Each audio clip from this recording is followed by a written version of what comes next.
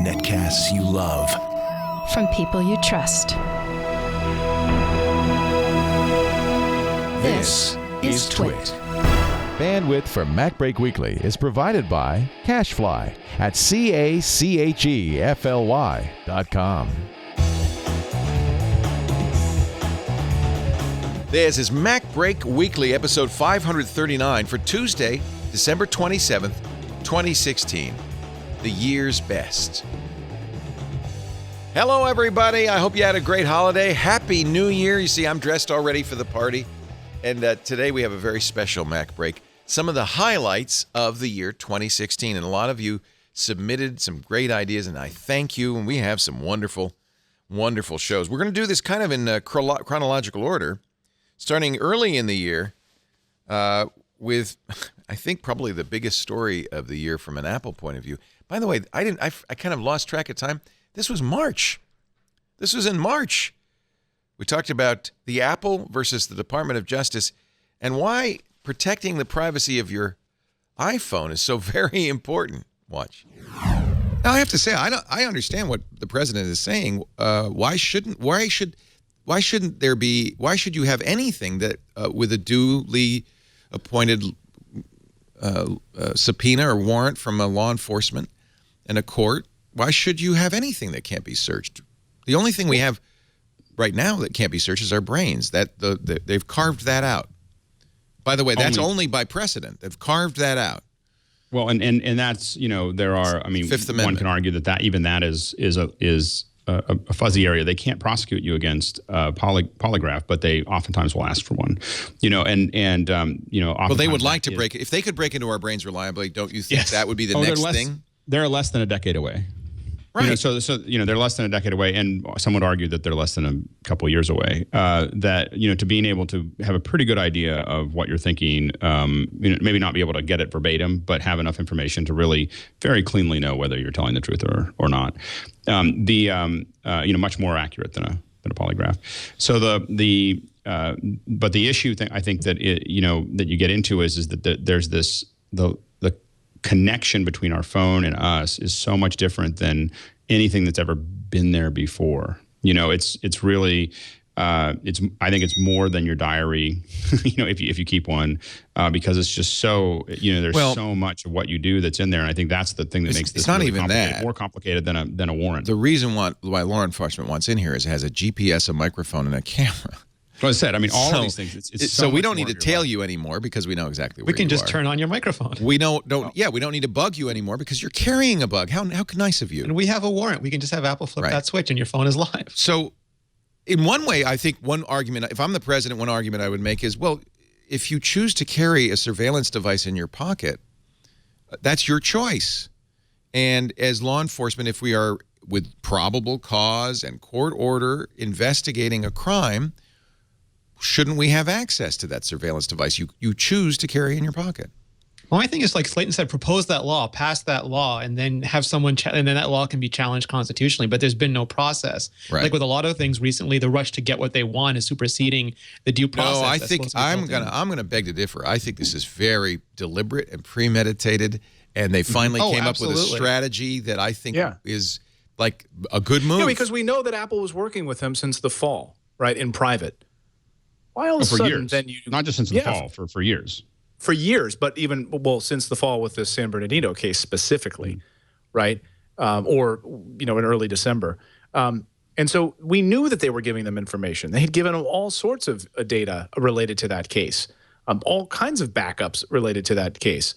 And then suddenly the FBI goes public with this. This is a boon for law enforcement because I have already in my house Amazon Echoes, Xbox One, and a Samsung TV, all of which have microphones and are connected to the internet. And if they can get the right to ask any tech company for special, for firmware that has a law enforcement backdoor in it, they can. There's nowhere I have that I could be private. Right. Nowhere.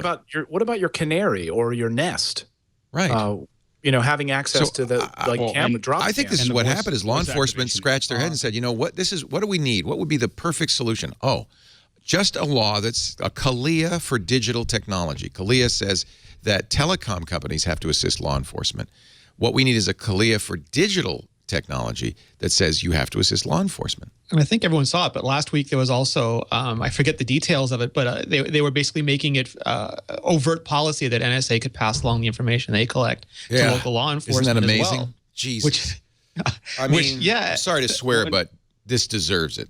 That's horrific. Well, and I think that they're clear that Congress has no appetite for this. After SOPA and PIPA, Congress has no appetite in going down this path. They've tried to make a CALIA too before, and they've turned away everything. And they can't. Congress doesn't want to play this. I mean, this is not. It's not. They don't now, and this is where Tim Cook's genius was, because until Tim Cook said no, this wasn't in the public awareness. It is now, isn't it? Yeah, absolutely. Well, and I think we can fully expect it to be more in the public awareness on Monday, when Apple comes up.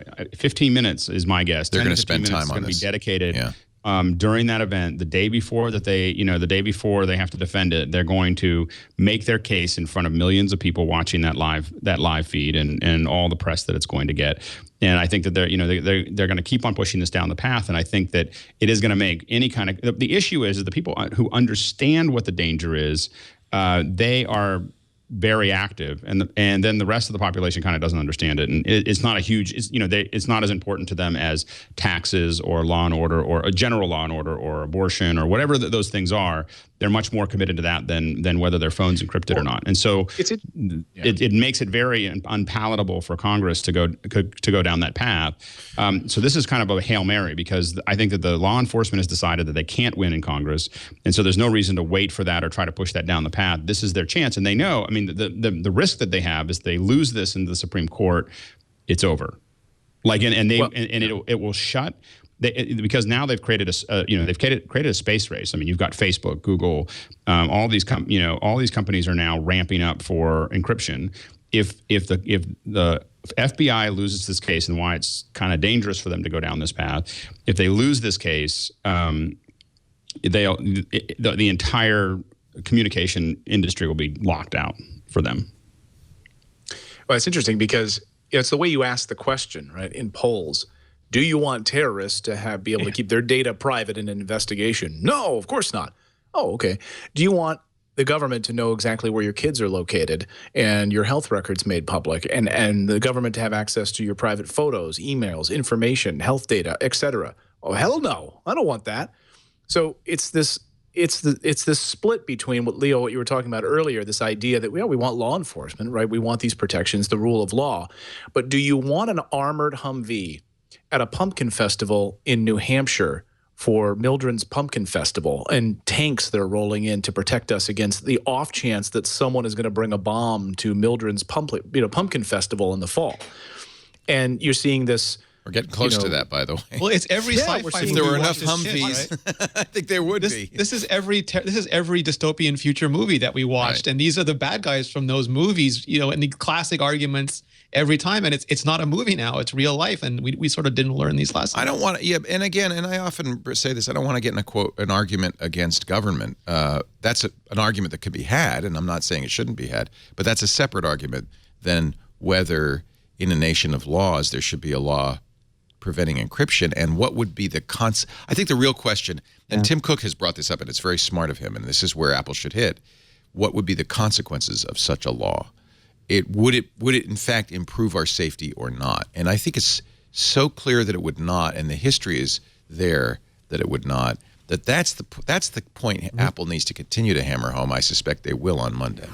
Hey, am I saying your name wrong? Somebody tweeted me. I should say Rene. No, you're not saying it wrong, Leo. I mean, if you're in Quebec, you say René, but I mean, that's totally, no one does that. So I'm saying it Quebecois. I'm saying it with the accent on the nay, not the ren. No, you're doing it fine. Okay. My sister's middle name was Renee, and I always say Renee. Yeah, totally perfect. Not Rene. No. He said in French class they taught us that the man is Rene and the woman is Renee. Yeah, where I was born in South Africa, it'd be Renai. Renai. Renai. Tell me the Quebecois pronunciation again. René. Okay. René, yeah. René Richie. Ouais, c'est vraiment ça. René. Excellent. Oh, bonjour René, comment ça va? Ah, comment ça va bien? Ça va bien? Et tu? Oh. We're so international. It's amazing. I can't speak French. I just says everything like this. And it sounds French. Le Laporte. Ouais. Let's talk a little bit about the car. One of the venues that Apple perhaps is looking for a new market. And there's been a lot of stories about Apple going to Germany, of all places. They have an office there, right? The office is all over the place now. It's amazing. Well, not just, but an office designing cars. Yeah. They have offices designing cars all over the place? Well, I mean, the cars are going to be interesting to roll out because it's not just like a computer or a phone. The phone, you have to get FCC approval, absolutely. But to put any significant car on the road, it takes a lot of interfacing with those countries. Apparently, Daimler had been talking with Apple about an iCar. And according to Handelsblatt, which I just like saying the name of, Handelsblatt, Daimler rejected Apple's overture to jointly design a car. So did BMW. So the German manufacturers apparently are not interested in partnering. Well, I mean, this is very similar. Verizon turned Apple down when they wanted to Apple had this idea of this phone, and they wanted to control. It's the same thing. They wanted to control the user experience. They wanted to control the data, and Verizon was like, no one's going to do that. Yeah, and at the time, Apple was not known for being able to make something like a smartphone, but they certainly were able to show that they could do that. But the phone is not a car. Building a car might be a challenge, yes? Or no? No, I think it's definitely. I think they're both very complex. So, it's like the Razr before the iPhone. Is a car less complex than an iPhone? Maybe it is. I think that the issue is that the stakes are higher. So when your iPhone crashes, it's not as big of a deal as when the car crashes. So I think that there's a lot more metal. There's a lot more. It's more expensive to build a car. Obviously, and there's more systems. Yeah. Yeah, and each one of them is regulated, and each one is a safety thing. But also, it's about they don't know how a consumer reacts to a consumer product that they climb into. They know how to design something that people hold onto and put in their pockets and have that sort of contact with. But a person's relationship with a car is a really special thing that they have to really get worked out. Right. And there's as with any time we talk about Apple car rumors, there's really almost any reason for anything. One of them could be that they hired a team that could deliver expertise that they didn't have, but this team said, "Yeah, we really don't want to live in California. We want to live here, where all of our kids are in school, and also we have the resources that we need. You're going to buy us a nice, pretty building with one of those hot and cold water dispensers, and we're not moving." And I think they're probably emboldened by Tesla, because Tesla had no experience building a car either. Of course, it took them 10 years. But Apple's willing to go for a long time. Well, and I think that also the pre-orders for the new Tesla tells you that there's pent up interest in something other than what is coming out of Detroit or Japan or anything else. And the first Tesla was a Lotus, wasn't it? It was. It was a Lotus Elite. They just made the drivetrain, and so they did it incrementally. They learned how to do that. Yeah. And then they made a very, very expensive Model S, and then a very, very expensive Model X, and then they started looking at, as was their plan all along, more affordable car. Apple helped make a Razr, and then they made an iPhone that had no 3G and no GPS, and then they made a better version. Oh, I see. When you're talking about the Razr, you're talking about that horrific iTunes phone. Yeah, that was terrible. The first one. It was terrible. The rocker. The rocker. Sorry, the rocker. Yeah. Weesh. Well. How much did they help make it? I think didn't they just like write code for the chipset that would actually let it play content from iTunes? From Plays, Fair Play. But it was clearly it was designed to get them a toe in the water, right? To kind of understand this business, I would bet. Which is sort of like CarPlay too. Yeah. I think we know from people who have been interviewed since then that Jobs hated that phone. It's hard to get. It's hard to get any indication that Apple decided to develop that phone with the idea that they're going to have a partnership with Motorola. So it's possible that they did do. It is certainly possible that they did it with the idea that we're going to have a close relationship with Motorola, and we can ask them lots of questions and because they're trying to woo us into making a special phone for them. They will give us all kinds of data that only Motorola has about markets, about penetration, about networks, about efficiencies that will help us build an iPhone. I wouldn't be surprised at all. There's also that fear that Alex was talking about, where you see that people's music listening is moving from unilateral, like unitasker iPods, to multitasker converged devices, and people are carrying their phones, and will they want to carry a phone and an iPod? So if you can start getting onto phones, even if it's rudimentary in the beginning, it's the same way like you can start getting into cars, even if it's through a CarPlay system. It helps. It helps move them into the general ecosystem better. I don't know. I mean, I think it gets them into the social ecosystem, which is valuable. A lot is it's underestimated how important it is to just have your executives and your engineers socializing with and talking to executives and engineers from other industries and other companies, because that's how you get a really deep understanding about how a certain business works. I don't know exactly the reasons for doing the rocker phone. Particularly, I didn't understand after I started using the rocker phone. I got my loaner unit, but I don't know. It's also possible they're trying a flag about, if we don't know what we're going to do with phones yet, we're definitely developing something. We don't know what we want to do yet. Let's try on an experimental basis what it would be like to write software for someone else's hardware product. Like, could we simply add iTunes functionality and create something like CarPlay for phone devices, so that if anybody wants to have iTunes compatibility, we will quickly be able to build them what they need for that. Who knows?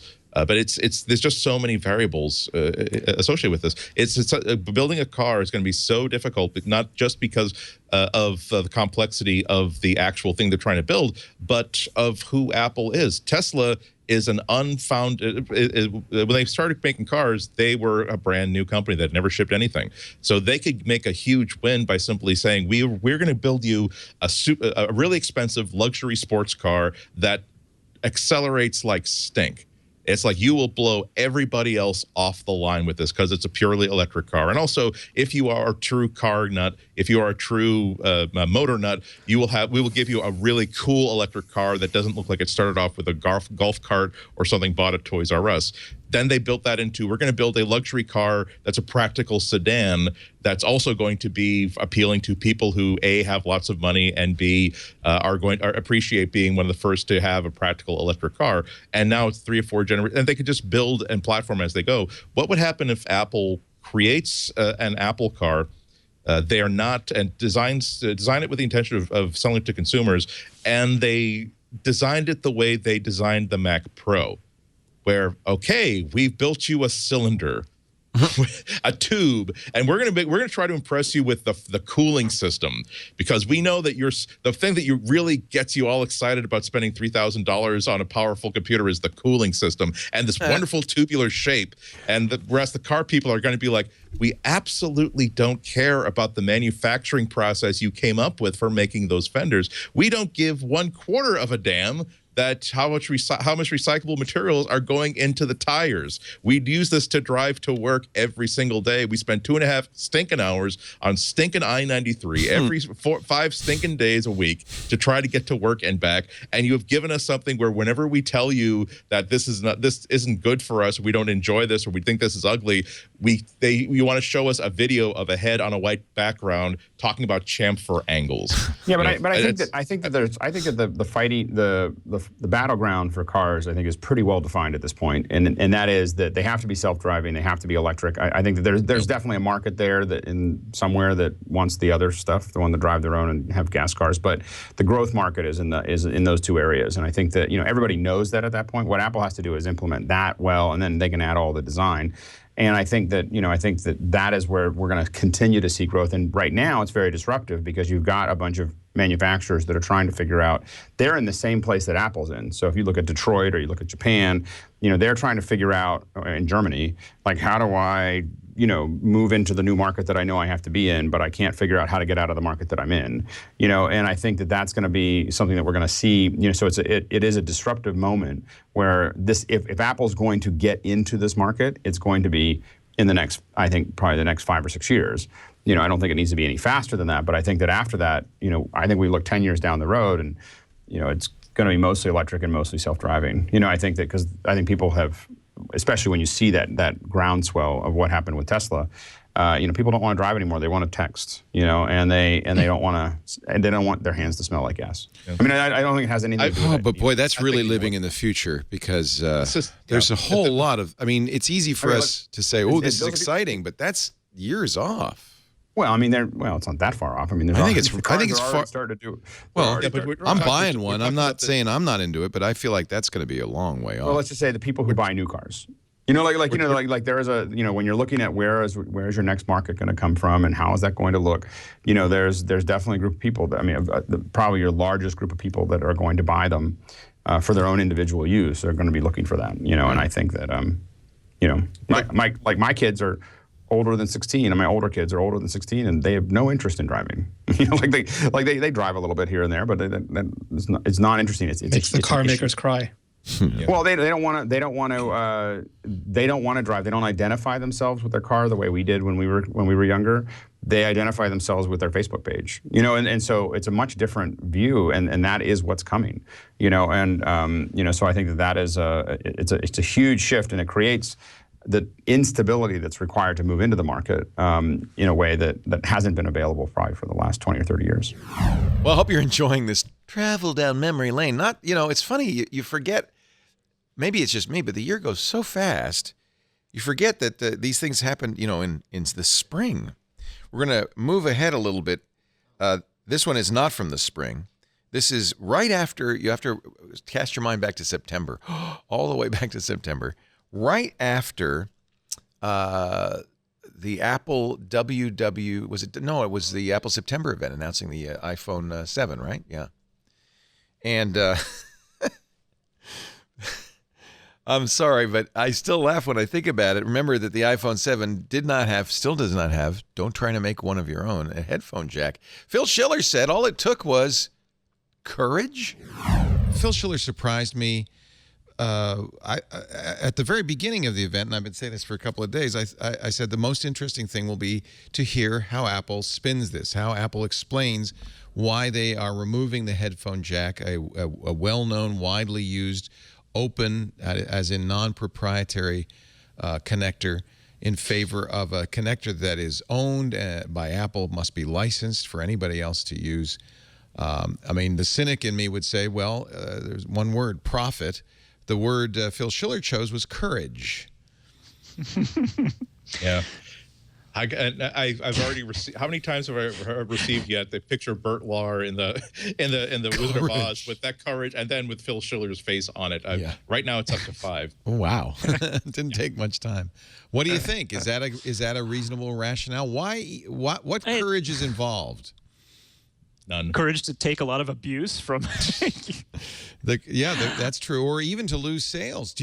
Could it cost Apple sales?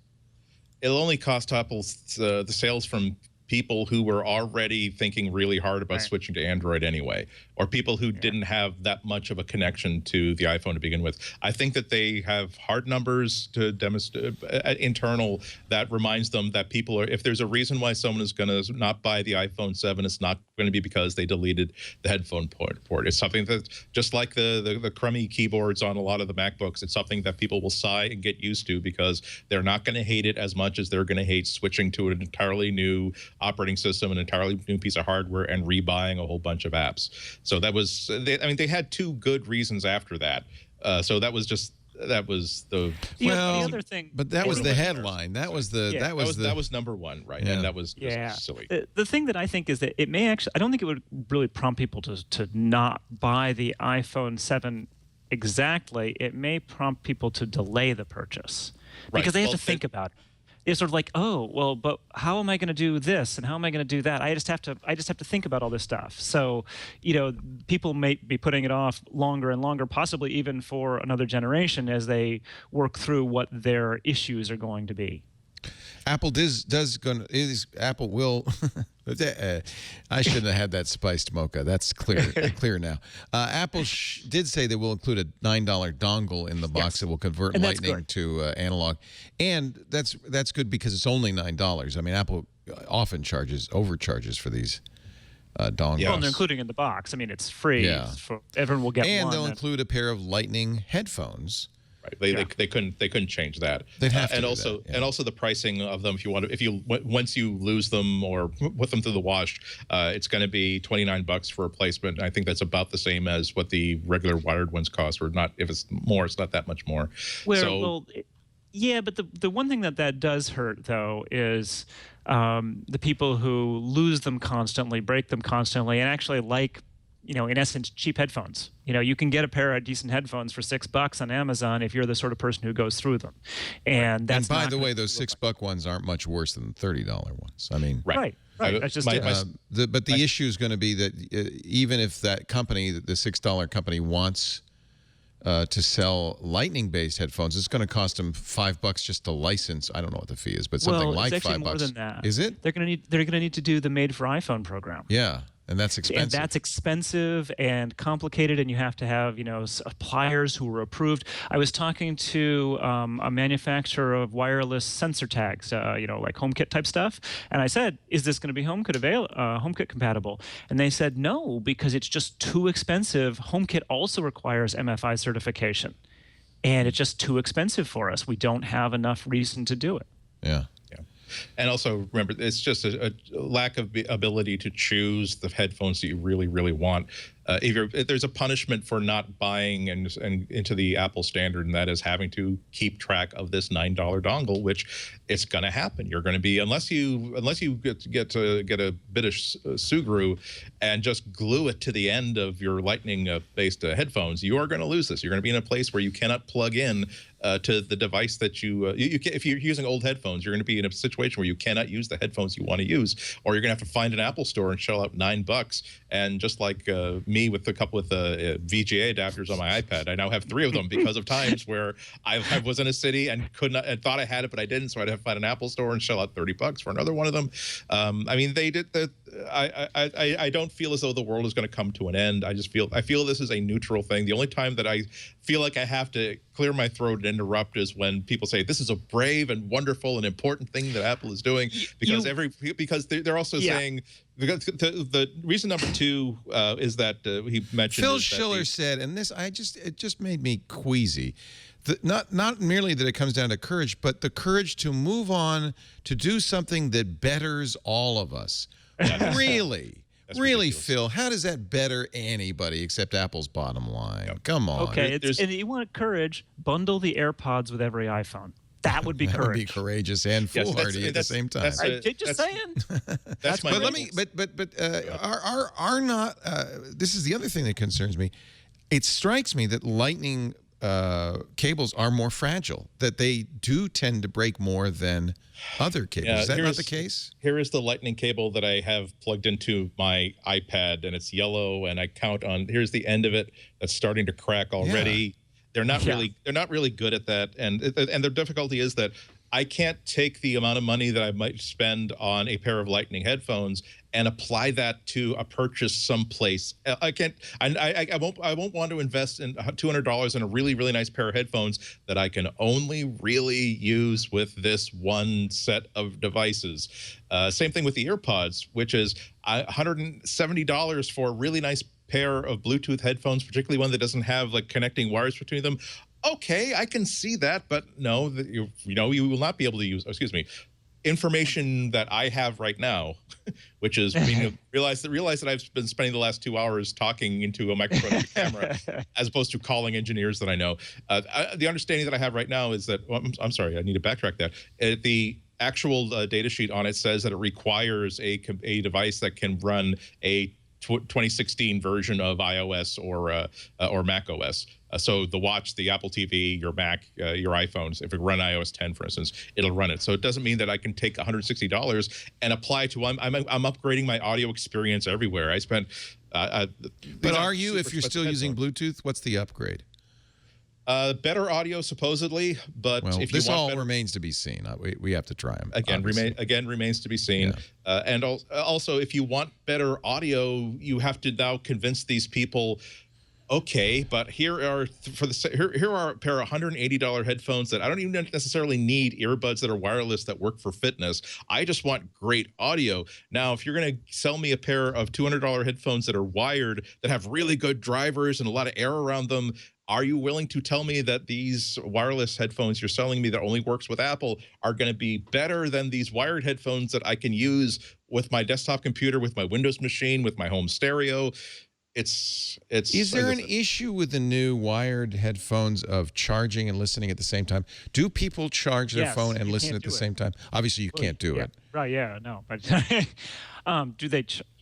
Do people do that? I guess at night, maybe if you're charging your phone, you've gone to bed. Yeah, because if say that you're running your audio through speakers, at your bedside, you would want to be charging your iPhone at the same time. I mean, I did think that the AirPods having a little charging case were clever. That was yeah, they didn't invent that. My Moto Hints, Motorola Hints do the same thing. Any headphone that earbud that just has the battery in the earbud has so little space for battery that it's not all day listening. So the solution is to have a larger case that has an all day battery, and when you're done listening, you put them in there. 15 minutes later, you can use them again. Kind of like the Apple Pencil, and so but that isn't anything Apple invented. That's frankly a necessity on anything with a tiny battery. So that's another issue. If you want to charge and listen, and I guess that's a use case for some people.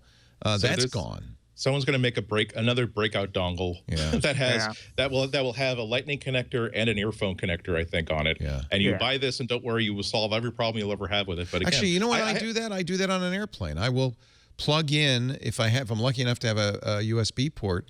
I will charge my phone because I'm going to listen the whole flight on a long overseas flight. And I will listen on the headphones, and that way I have something to listen, something to use for a phone when I arrive. That's gone. Wireless looks like the way to go, but again, we'll just have to see with these AirPods. Only because Bluetooth is such a poor experience for most people. As I've said many times over the course of this year, as this rumor now fact has gotten better traction, they have not said a single thing. There are 3 reasons that meant that they could not keep a headphone jack if they wanted one. So really, I wish you talk about real courage. Real courage is saying we simply don't want to keep making iPhones with headphone jacks. And we know that this is going to annoy a lot of people who are very, very sensible, and we hope we don't lose them as customers, but we want to go our own way with this, as opposed to saying there's things that we can't do with a wired headphone jack. And we've been the same stupid saw about, they whipped out this photo of like telephone operators in the 1920s. We've been using the same connector for that really pissed years. me off because those aren't headphone jacks. That's a patch bay. And so the implication that we've been using headphone jacks since the turn of the century for operators is bogus. That's in fact. I thought that was iCloud. Tomato. Isn't that how iCloud looks like behind Well, it? I mean, that's Phil continues to impress me with he's a marketer. His willingness to kind of bend facts to suit the Apple story is very, very annoying. I just think that there's a reason why it's been having a wired connector has been going on for centuries now, including why isn't he railing against like the HDMI cable? Why isn't that wireless? Well, because it doesn't electrons work. If you drop an electron down this end of this copper tube, it will shoot out the other end of that tube, and you don't have to configure it. You don't have to put a chip in it. It costs about as much as a length of copper wire, and so anybody can make it. And it's an open standard. So that's why there are a bunch of bogus arguments in favor of dropping the headphone jack. That's one of the bogus. Yeah. So the legitimate argument would be, and Phil did make this argument, that it's to save space inside the case. Space, though, that I imagine they immediately gave up by putting a second speaker on the iPhone. Now that's nice. Now we have stereo sound, left-right sounds. And the cutaway image they had of the iPhone had a big block for the haptic engine that they're using to power the that's right. You need a new haptic engine for the home button. Everything's a it's about the size of looks to be about the size of a stick of dentine gum or Trident sugarless gum. So maybe that's it. But again, these are problems that every phone manufacturer has, and almost every phone manufacturer has solved. So it's just, again, I wish they had it's completely legitimate for Apple to say that we are the people who get to design the iPhone, and we don't want to have a headphone jack anymore. And we're not doing this capriciously. We feel as though we're giving all of our users and any new users plenty of options we're accommodating them. But we're making this decision first and foremost because we want to do this. That's real courage. So one of the other things that I thought was really, really cool about WWDC is Apple's continued focus on accessibility. And it didn't just end with the keynote. We did get a lot of features there, like Siri for Mac. There were some features they didn't talk about, like on the iOS 10, you can now use the camera as a magnifying glass, and you can shift colors if you have different visibility needs. But they also had continuous labs on accessibility across all of the platforms. And on the Wednesday, they had an accessibility meetup, which was remarkable. I mean, a couple months ago, maybe it was just a month ago, Apple had it. They built an entire house inside One Infinite Loop, inside the atrium, where people from Apple could come and learn about all the technologies, including Braille keyboards and cochlear implants and Siri and HomeKit and all the different frameworks that they provide. And they did that on a smaller scale at WWDC, where they had an area where the very talented Apple engineer who's blind and who did the DJing at the Apple Design Awards showed you sort of how he did the DJing with the DJ Pro app. And they had cochlear implants you could put on your forehead and sort of feel how the bone conductivity worked. And they had various apps on display. They had the American Sign Language Association app, and they were talking about how that was developed and sort of what you could learn from it. And I got to actually type with a Bluetooth keyboard to a Braille reader for the woman, and I'm going to blank on her name for a second. I just had it up here, and I'll pull it up again, who Haben Girma, and I apologize if I'm mispronouncing that, who is blind and deaf and graduated from Harvard Law. But thanks to this sort of technology, she was not only at WWDC, but she spoke at WWDC. One of the best presentations ever. You just see her typing away, and the presentation goes up, and all of a sudden it's Obama who's talking to her. Totally undersold it. But I find Apple's continued focus on accessibility, not just in the technologies, but giving it actual time on stage and on the floor. I hope that's something that becomes more competitive, because I'm a firm believer that when you make things more accessible in general, you make them more accessible for everybody. Well, and I think that this is definitely a not just a focus for Apple, but a very, very intense focus from Tim Cook. I mean, I think that this is coming from the top down. And I think that he's just very focused. I think that the more and more I watch, after the years of after Steve Jobs, is Steve Jobs got Apple to a certain point, but Tim Cook, I really feel, is just an amazing, next generation leader for Apple, where he's paying attention to all those other little things that make a difference, whether it's accessibility, and a lot of the political stances that Apple, has decided to take one way or the other. But I think that he's very focused on it, and I think that accessibility is becoming a very important piece. And I think that Apple has been very good at being ahead of technology, and what I'm glad to see is that they're also ahead of things like accessibility, and they're setting the pace for everyone. I think that we're going to expect to see closed captioning and subtitling and everything else in the next couple of years. Described audio. Yeah, I mean, there's just so many parts of this that.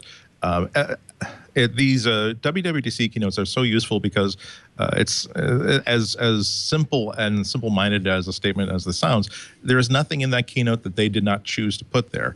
So it's super significant when they choose to spend so much time speaking in detail about accessibility features and people who have how they're going to make their technology accessible to people who have problems with vision and people who have problems with fine motor control and people who have problems with color perception. And it's not only are they talking about it because they feel as though this is as important as almost anything else that they're announcing that day. I think that I wouldn't be surprised if they also acknowledge that this is something that they can be a leader at. And one way of defining leadership is getting there first and having the best solution and killing all the competition. But another aspect of being a leader is inspiring other people and putting their attention on something that you feel that they should be paying attention to. And of course, Apple's not the only company doing that, but I think that they're the company that's flying that flag as highly as they can. I mean, I brought my pick of the week, which I might be burning right now because I have to, because it's something that's relevant. The new Kindle reader has an actual special font selection for people who have dyslexia. So it's to someone who does not have that problem reading.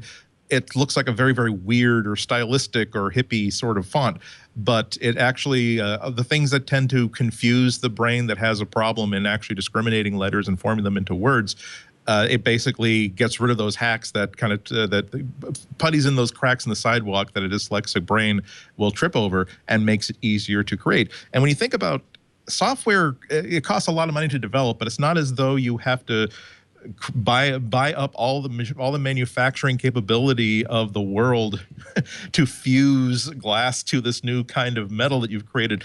It costs money to develop, but in the end, it's just electrons. It costs nothing in the long run to add an extra font that makes this easier to use for other people. Just like the community that needs, again, interfaces that don't require quite such a precise touch, or that require mono output, or require a lot of help for people with low vision. That's not a huge market. It's also not something they're going to get a lot of grant money for. It's not something they're going to get a big advertising hit for. There's not going to be a telethon in which Tim Cook in a big fluffy tuxedo is singing to a person with a bad low vision and trying to get sympathy for the company. It's just something that they feel is an important thing. And although one of my broken record things about Apple is that I wish that they would make devices that are more accessible to people who don't necessarily have the money to buy a luxury item. But that doesn't mean that they're not focused on trying to make it so that there's a few barriers as possible while they can still be Apple and still pursue their business plan. So bravo to them. Hope you're enjoying this trip down memory lane as we get ready for a great year for MacBreak Weekly for 2017 with Renee and Andy and Serenity and all, Georgia, all the people who join us every week. MacBreak Weekly's on Tuesdays at 11 a.m. Pacific, 2 p.m. Eastern. That would be 1900 UTC. I hope you will stop by this coming Tuesday. Brand new show for you. But because I wanted to give everybody off the week off for the holidays, we thought we'd put together some of the best moments. Now, you got to remember that we didn't learn about the details of the iPhone 7 until September of this year. So way back in June, we were all debating, and I think the big question at that time, if you remember, was, could they, might they remove the headphone jack? Now, and I acknowledge it's a rumor, but the rumor is Apple will take the headphone jack out of the iPhone, the next iPhone. What, Leo? What? Okay, this rumor's been around for a while, but as we get closer and closer, I think this gets more and more credible. And also, to add to the credibility, Motorola just did that with their Moto Z. There's no headphone jack. I had a bunch of HTC phones that didn't have headset jacks for years. Yeah. What? They had this little dongle you'd put on the bottom of the USB. I think they were Windows mobile phones, but there might have been a couple others. And you'd put this little USB dongle. It was a breakout, and it would go to a headphone jack and then a charger and other stuff. Nilay Patel writing in The Verge, taking the headphone jack off phones is user hostile and stupid. Have some dignity, he says. John Gruber responds at daringfireball.net saying, hey, that's what people said when Apple took the floppy disk out of the iMac. Times are changing. Well, I think that one of the things every year that takes out the headphone jack, like just for the last. So do you think they won't do it? No, I mean, at some point they'll do it. They'll do it. Apple tends to make changes when they believe that they can provide a better sort of a technological leap forward. So it's why the dock port was a horrible port. They had rewired it, for FireWire and for video and for audio, and it had just become unbearable. So they switched to Lightning, and people complained, and now we use Lightning. I mean, the biggest problem with the switch was that Apple utterly failed to have adapters ready for weeks afterwards, which was just incredibly bad. But the change itself ended up moving us forward. And for the last few years, they've been prototyping things without headphone jacks, because when you remove the headphone jacks, the internal volume, and there's other things that you can do with it. And one year, maybe this year, they'll ship it. And whichever year they ship it, we will be incredibly upset. And then 3, 4, 5 years from now, we'll probably barely remember there was a headphone jack. I mean, I know we were upset with the 30-pin to Lightning, but does anyone ever want to go back to the 30-pin? I mean, I look at those. When I find them laying around my house at some point, I look at them like, oh, man, that was really unhappy life. Compared to, these small little connections. And I think that the hard part for Apple is that you could theoretically try to do it softly, which is that we're going to release all these great products that are now using Lightning or Bluetooth. But the problem is can you build up enough demand to make it worth making lots of those? If you do it by taking the headset away. If you do it gradually, of course, in a year, we all know that the headset's going to go away. But are people going to get enough sales out of it? So then by taking the headphone away, you kind of force everybody to go down that path. And it could have a negative impact on the number of people that upgrade because they just don't want to go down that path. I think that's the big, people like me that have invested a lot in headphones might be a little more resistant to upgrading on this round, which could be, billions of dollars for Apple. Yeah, I mean, I did write something and then decide not to post it because I don't want to respond to a rumor, especially if it's something I'm going to. If I feel the need to say something rather dramatic, I shouldn't say things like that about things that may or may not actually happen. But I didn't read Gruber. I did not read Gruber's piece. I disagree with the headline because I don't think the two situations are in any way analogous. This rumor has been around for such a long time, and it's been spiking in the past 2 or 3 months. And so at least for the past month, in addition to all the other things that I sort of spy on other people for when I'm in public, I've been sort of trying to add to that list what kind of headphones are they using. And I rarely see people on buses, on trains, in public parks, all these other regular public places using Bluetooth headphones instead of wired ones. People tend the world that I've been observing is one in which people tend to buy cheap $10 to $30 wired compact headphones and use that as their daily listening thing. So if Apple were to suddenly say every single iOS running 2016 model iPhone is not going to have a headphone jack. You're going to have to either buy special headphones or you're going to have to carry a dongle. I think that would be quite premature at this point. It's not as though people are moving away from wired headphones so far. Bluetooth is simply a way of connecting audio to a phone that is useful for some applications, but not at all attractive in most applications. So I think it's like a. When they introduced the new iMac, it wasn't just that they deleted the floppy port. Remember that they switched from ADB to USB. That was a different sort of thing because all it required, everything was moving to USB anyway. All the future devices that anybody was going to buy for any platform, if you wanted to buy a mouse or a keyboard, it was going to be USB. That was very consumer positive. Also, you switch out. It's not as though you go through lots of keyboards and mouses. You probably use the one that comes with the device, and if you don't like it, you will buy a replacement once and that's it. It's not like leaving the house, I don't have headphones. Oh, thank goodness. I found another set of headphones in my glove box. I'll use those ones instead. I just think it's quite premature. And if Apple were to introduce headphoneless iPhones this fall, I've kind of stuck for an answer as to how they would present this as anything for a look. We now have more volume inside the iPhone to work with, and look, we have one less component that we have to pay for. No, they're going to say something. The sound is now going to be 20 times better because the DAC is outside of or something. I'm trying. The real reason this is an issue. We can ignore it when HTC does it. You can ignore it when Moto Z does it because there's many choices, but only one company makes an iPhone.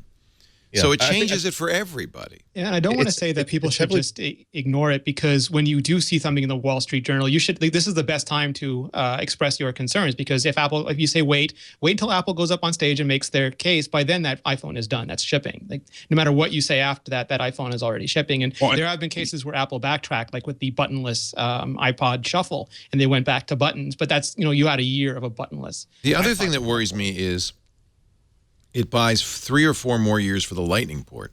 It puts off any conceivable shift to Type-C connector because if you make this change, you're not going to next year get rid of the Lightning port. I believe they feel the Lightning port is way ahead of the Type-C connector still, that it's thinner, it's lighter, it does more things, and they have a better control over it. I wouldn't guess that anybody thinks that, but Apple. It's a smaller profile connector still for them. USB-C is a little bit bigger, and they can't reassign the pins if they want. It's a higher profit connector for them. That's true too. But so you can make it like Apple could go up on stage and say, look, we've done this, but we've also built like the Lightning now has these audio pins and it'll do the DAC inside. It'll give you analog out. Yeah. And there's a little adapter and they'll probably sell it for $30, but hopefully they'll put it in the box and you can go on using your headphones. We have Lightning earpods for you. But the biggest concern is people who want to charge while listening, and that happens all the time. You were talking about kids watching Minecraft, while they sit there. There's all sorts of people, but there are also all sorts of people who just listen without earpods. Like I listen to podcasts all the time. I know, and that's not going to be a good trend. I don't want to see more people walking down the street with their speakers open. Not in public, but if they put two, like right now the iPhone is, Apple, the music company, has paid pitiful attention to speakers on iPhones over the years. They've finally gotten the iPads better with the Echo, with the big acoustic chambers. You can't put good speakers on it. No, but you could put two speakers, maybe even more than 2 speakers, and at least finally have something where if I turn it, it's not coming out one side, and if I put my hand here, it's not coming out at all. At least it's coming out of the top, or maybe coming out of both sides finally. I mean, there could be improvement there. Does it break things like credit card readers and stuff that are designed for the audio Square jack? will have a hard time, Absolutely. and some scientific equipment. Yeah, there are a couple of other extended reasons. One of which is that remember that the headphone jack is a way for a developer to add hardware to the iPhone without having to be part of the MFI program. There's also maybe a concern that it will be possible to do some form of DRM through that connector that you can't do through a perfectly analog headphone device. There's a question of developers will just makers of headphones be able to still make really cheap headphones without having to be burdened by licensing fees. There are a lot of questions here. I really hope Apple doesn't do it. I don't think it's the right time for it. I think that it would make me rethink a couple of things about Apple if they did it. But unfortunately, this is the time of year. Remember that if there's going to be a case designed for the new iPhone that does not have a headphone jack, we would have expected to have seen samples of this show up somewhere, and we're starting to see purported samples show up. So who knows? It'll be just the one with the better camera that'll have no headphone port, thereby guaranteeing the most possible rage from the Apple audience. It's the planet of the apps. I'm on the one hand, what a great name. And Apple's going to produce this. But on the other hand, I'm a little disappointed that they really are going with just a straight-ahead reality show format. It feels like that's not as innovative as it could be.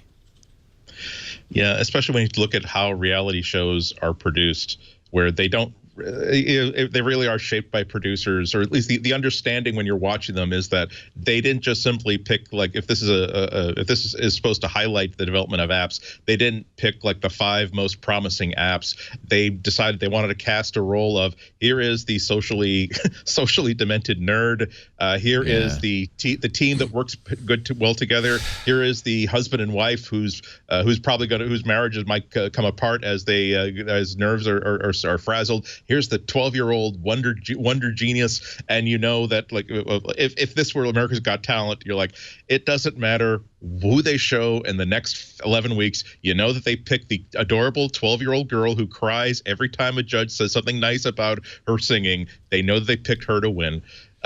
We love reality shows. I mean, the ratings are great. People love American Idol and The Voice and Survivor and on and on and on.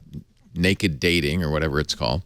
But by the way, they may be naked, but you don't get to see it. I don't understand. What's the point? Okay.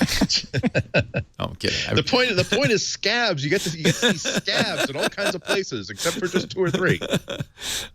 So I guess this is going to be kind of like, I don't know, Shark Tank or Project Greenlight, where you've got 10 app developers and they try to convince the big shots that they've got the next big app, and then blah blah blah. Applicants must agree to have their app functional on iOS, macOS, tvOS, or watchOS by late October. If they're accepted onto the show, developers will receive guidance from tech experts. Potential fund. I think they need to be in front of all of us. Potential funding from VCs of up to $10 million in promotion in Apple's iOS store. So there's an open casting call. It will be filming later this year. Daniel, are you gonna try out? I wanted to be the Tim Gunn of this show. I thought that would be more appropriate. Yeah, we want to be judges. I have nothing against reality shows, but I just feel like it's, as you say, Andy, it's going to be archetypes, but it's also inevitably going to be misrepresenting the real process. Of course. Yeah. Especially because, I mean, what have we been talking about for this whole first segment of the show? Frustrations with the App Store, with, we haven't gotten into frustrations with submissions and app rejections. But this defines what it means to be a developer on Apple platforms in many ways these days. And even apart from that, like, if Apple's paying for the show, you're not either going to even have things like frustrations with, like, the inscrutability of an API. You'll never hear about that. So all the kind of stuff that might make for natural drama in a show that's, like, about something that's kind of hard to jazz up, I think, software development. But People the natural typing. drama, Yay. the natural A drama lot of typing. would be There'll be a lot of typing. dealing with problems that Apple doesn't really want to put the spotlight on. So No, and that's my concern. This is really just going to be a great big ad for Apple and how great it is. And, oh, my God, you've won the jackpot. You're going to be the next WhatsApp. And that's really, I think, not the message that should be, that kids especially who are thinking of this as a career should be. Yeah. This is going to misrepresent it. I had an idea for Apple's, why would Apple choose to do this show of all shows? And Apple is sort of like so many tech companies, just famously troubled by recruiting, right? Trying to find employees. This is how you find talent. They're going to have a roster of ambitious, probably not all of them talented, but they're going to have a pretty good dossier here of people who are willing to really, I guess, fight for being a developer, fight for building great apps. And then Apple being the one in charge of all this, I guess they can just come swoop in and say, hey, regardless of whether you got on the show or whether you won the show, how'd you like to come interview for this position? So, that's a really good point, Daniel. That may be the real reward. I mean, job at Apple. Yeah. Forget that. I don't know. I mean, how much trouble are they having attracting talent as it is? Daniel, by the way, we didn't mention this, but you were you worked at Apple. You were a developer at Apple. I was, starting in 1995 through 2002. So I've been out of Apple for much longer than I ever worked there, but I do have some experience with the company, and of course it's fueled my interest over the last. Yeah, and you were there at the rebirth. What did you work on? I worked on System 7, System 8, and then I jumped ship from the System 7 team and went to work on very early OS 10 stuff. Wow. And the stuff I was working on was always really low level stuff, usually stuff with no graphics interface, so stuff on System 7, I worked on stuff like the process manager. And then I switched over to OS 10 and worked on stuff like the code fragment manager, which was the the thing that loads the code literally from disk to make an app run. So it was real low level, real nerdy stuff. But it was an experience, and to be there at that time, I was hired. I was actually hired as a full-time employee in 1996, a few months before Steve Jobs came back. Wow. So it was really quite a time to be there. And people talk about it a lot these days, but that was the time when the folks who were at Apple then and stuck around, that was like a time to really believe in the company, because everybody was leaving to go to companies that, conventional wisdom would say had a shot in the world. And Apple was at the bottom of that list for almost everybody, including many people, many of us who were in the company, I think, still thought it was a long shot, but we couldn't find anything better to work on. So it was exciting to be there. And I'm really proud of Apple for, making it as far back as they have. And now my only complaint is that they're so powerful that, I certainly have no ability to rein in that power. So see how far they go, I guess. Andy Ihnatko, your pick of the week. I wish you'd called on me instead of Renee, because I almost had this timed perfectly. There is a kitchen item that I've been sort of dreaming of owning since I was 8 years old, and my parents didn't have one, but I saw the commercials for them. And then stupidly, only recently I realized that these things were still available. So I can't show it to you in operation, but I can show it to you the magical results of the West Bend Stir Crazy popcorn maker. Oh, they're popping right now. It's happening. It's finished popping. See, but it's amazing because it's this wok. Let me adjust Crane Cam 3000, the future video podcasting, so you can get a better look at it. It is essentially just like a wok sort of thing. You pour a couple tablespoons of oil into, and then half a cup to a cup of popcorn kernels into, and it maximizes every variable of popcorn. Now, first of all, you get the Jiffy Pop aspect, in which you just see these they're like a couple of motorized arms that just keep the kernel spinning through the oil so it doesn't burn and every kernel pops. So you basically get to watch popcorn appearing as if by magic in front of your eyes. And then you also get the advantage of stovetop popping, by which it's like light, it's fluffy, it's hot, it's crunchy, and it makes the room smell like popcorn. And also, you get the laziness of microwave popcorn, where when you're done, when it's finished, you just tip it over like this, and then take the scorching hot electric wok sort of thing. If you're not demonstrating it, you can. You will not get the towel trapped underneath it like that. There you go. Because it is actually popping into its own bowl of popcorn. It's not that hot, but I just don't want to. I don't want to be a YouTube viral sensation by Do it. Scorching myself. There you go. And there you go. Look at that, ladies and gentlemen. It's like this is the best popcorn. It's like Alton Brown hates unitaskers. Alton Brown has said that I just put like a big steel bowl on the top of the stove, and I cover it with aluminum foil, and now you have a steel bowl you have to buy, aluminum foil you have to clean up. You just wind up here with just an actual bowl of popcorn that you take with you into the living room, or just keep this on an end table and keep making more popcorn as you go from the Lord of the Rings trilogy to the Hobbit trilogy. And again, it's just beautiful, crunchy, hot. Oh, if only you could smell how nice my office smells right now. I just smell like delicious, hot, fresh popcorn, and it's like $30. And I sort of thought to myself, like, why? I have $30. I'm going to make another $30 really quickly. Why don't I buy myself, live the dream, and buy myself a stir-crazy corn popper? So here it is, empty. So you can see like the spinning, like rotating arms there. And as you can see, like every kernel is like has been popped, and it's a very clean pan. When you're done, you can just like sort of unscrew these this motorized arms, just give it a wipe out to take the grease out of it. There was like no cleanup whatsoever. You can toss the bowl part in the dishwasher. So it's my pick of the week because it's inexpensive, it's awesome, it's entertaining on several levels, and that means that as we say goodbye, now I have a bowl of popcorn I can eat as I go back upstairs to my one room with air conditioning. Andy Anako. He's the man. I'm sorry, there is no phone app for this, okay? That does not disqualify it from being a useful kitchen item. You make me want popcorn if that was your goal.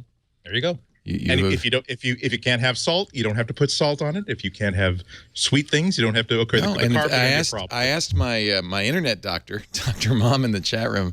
She says popcorn's okay because it's got a low glycemic load. So there you go. More popcorn for everyone. But I don't keep chips and like tortillas chips and stuff like that in the house. Yeah, there you go. Have it with your Dell's lemonade. This stuff is pure sugar, but it has no trans fats and it's gluten-free. It's gluten-free, ladies and gentlemen. Popcorn's gluten-free. Cruelty-free. Yeah, there you go. Yeah. Popcorn's gluten-free. Depends on what you use as your oil, whether it has trans fats or not. So, did you do a lot of research before you settled on the West Bend popcorn maker? Well, I remember as a kid the commercials for the West Bend Stir Crazy popcorn maker. Yeah. I wanted to honor the achievement of the original intellectual property and patent holder. And just like people get offended by Samsung, ripping off Apple. But yeah, I mean, I actually had the stove. The stove in this house is like a glass top, and you can't really shake a pan in front of it, and also creates a mess. I have a hot air popper, but it makes this like chewy sort of. Yeah, I don't like hot air popper. Not really right. Yeah. But this is exactly like. No kid. I got this like 3 weeks ago. This is probably my 5th or 6th bowl of popcorn. Every time I make this, I think I'm about to like dump this into a Roche Brothers brown shopping bag, shake it with salt, and then get into the car so my mom can drive me and my siblings to a movie theater to watch a cartoon. Now, there's, I'm looking because I'm, of course, in the market now for this fine product. Popcorn, asking for a friend. Confit. You could poutine it. Ooh. Don't start me. Don't tempt me, Leo. Poutine corn. You can popcorn ball it. You can ball it. Mix it with sugar, maple syrup. Make a popcorn hot ball. Dogs here. Wow, there's another Rhode Island treat I haven't had in a while. Popcorn balls. Let's all go to the shore and get some clam cakes, and we'll invite Serenity. I'll make it a party. Yeah. Hey, go the roller derby. Have a real Providence weekend. Did you get the dome one or did you get the bowl one? Oh, you want the? No. You don't want the flat sides. You want the kind of the bowl. You want the bowl one. Okay. You for entertaining. This is the sign of class right here. They'll know with the straight sides. They know you weren't sweating over a hot stove. But with the bowl dome, that's gonna be our little secret. They can't tell. Really, I kind of want to get one for like the for the garage. I want to get one for the boat, for the car. I want to buy a boat and get it now get a car so I can. Very important. What kind of popcorn do you recommend? Well, probably because I was flashing back to the days of Let's Make a Deal and syndicated repeats when I was a kid and listening after this thing, a supply of Jolly Time popcorn. I remember them. And I got to say that those people at ABC were very, very knowledgeable because it is light, it is yellow, it is fluffy. Yeah. And it doesn't make the entire house smell like a 1973 Chevy Vega exploded and threw up inside your house, as microwave popcorn is wont to do. By the way, in case you're worried, and here's the good news, the West Bend Stir Crazy Popcorn Popper is built to North American electrical standards. USA. USA. I still crave popcorn every time I see that. And by the way, I bought that thing. Actually, it came broken, so I had to buy another. We used it once. We've never used it again. I like the old-fashioned method. I have many ways. I have many ways of making coffee at home. I have many ways of making popcorn. Two of my favorite treats. And we got a thing that has a handle that you crank and it twirls around. It's called a whirligig popcorn maker. But really, my favorite is still the pan, some oil, just simple. Andy's funny. You never know what you're going to get with Andy and Notco. All right, we jump now to August, before the new iPhone came out, and a big, big landmark for Apple. Watch.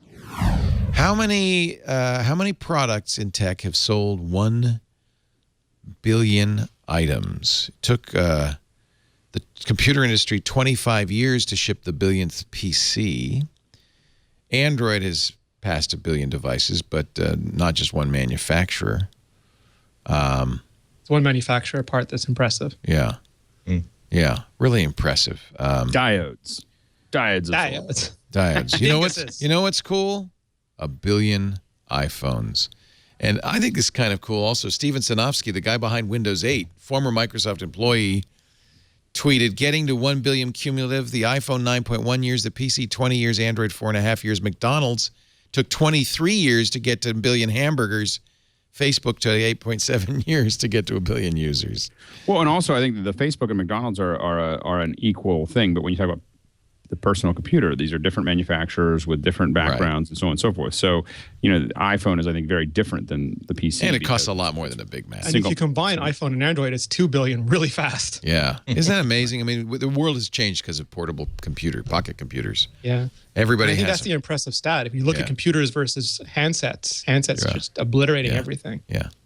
Well, and you really think about the timing of things, whether things were really ready to happen. I mean, obviously the Newton was out there and it could have done the same thing over time, but it just the technology wasn't there. The infrastructure or the ecosystem wasn't ready for that kind of screen at that time. So it really also is, timing is everything. If you, and you can tell this is true because it's from Wolfram Alpha, stacked all the iPhones flat. You could take you to the moon. It would take Wolfram did this personally. You can believe it. Did he really? Did Steven do this? No, I don't know.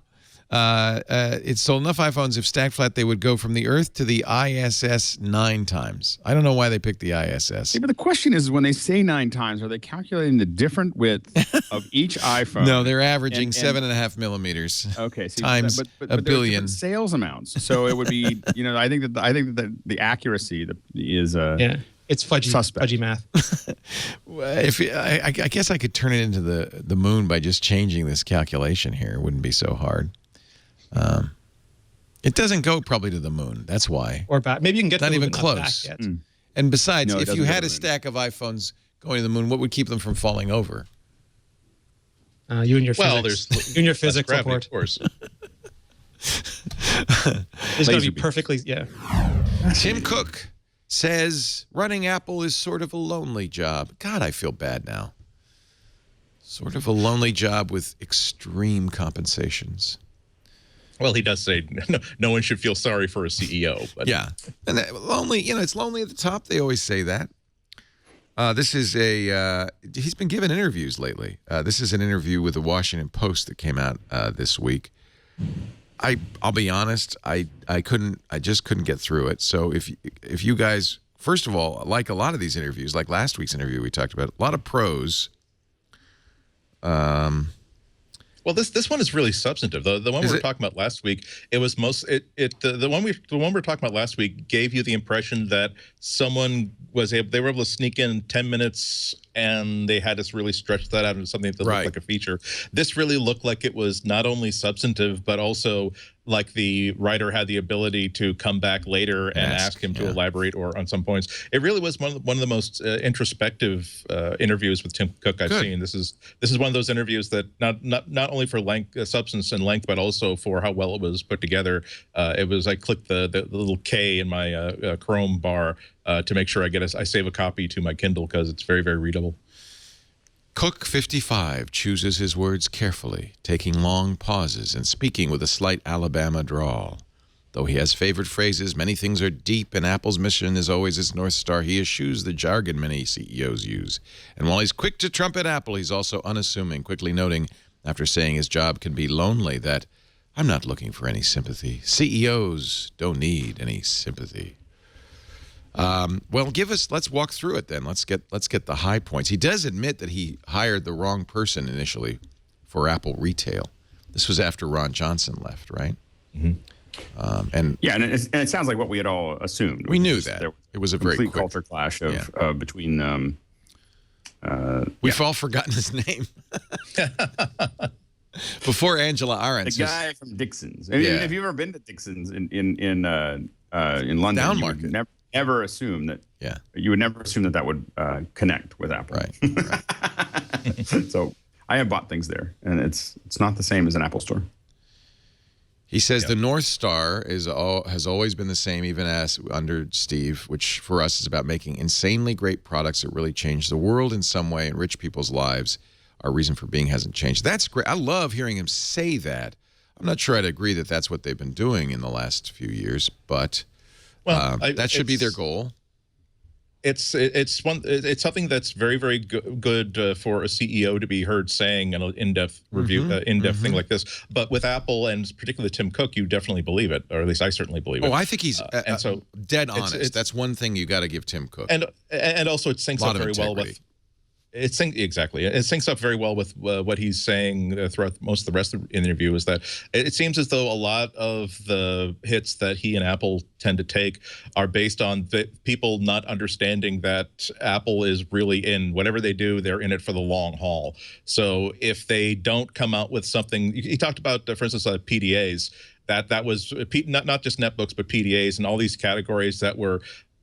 Not just simply flash in the pans. They were actually really, really good products that helped a lot of people that were very, very useful. But nonetheless, whatever articulation of an idea the PDA or the netbook was, it wasn't the sort of thing where 10 years later people are still going to be using that sort of stuff. Whereas Apple is going to hold back their characters, that they're going to hold back until they find the thing that people are going to be still using in 10 years. And sometimes that could be frustrating for analysts. It could be frustrating for users. It can be frustrating for shareholders if they really want to see that interim product that, once again, very useful, very, very practical, but not the sort of thing that Apple wants to dedicate the next 5 or 10 years on.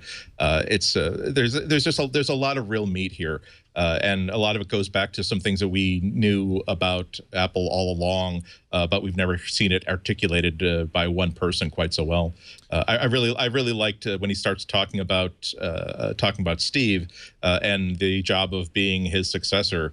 I mean, I don't think that one of the things that sort of frustrates me often about Apple executive interviews is that they're often very, very guarded about how they're feeling about anything, and that you don't really get a sense of you get too much of a sense of here's the mission that I'm trying to complete by giving you this interview, as opposed to I'm here to give you an actual interview.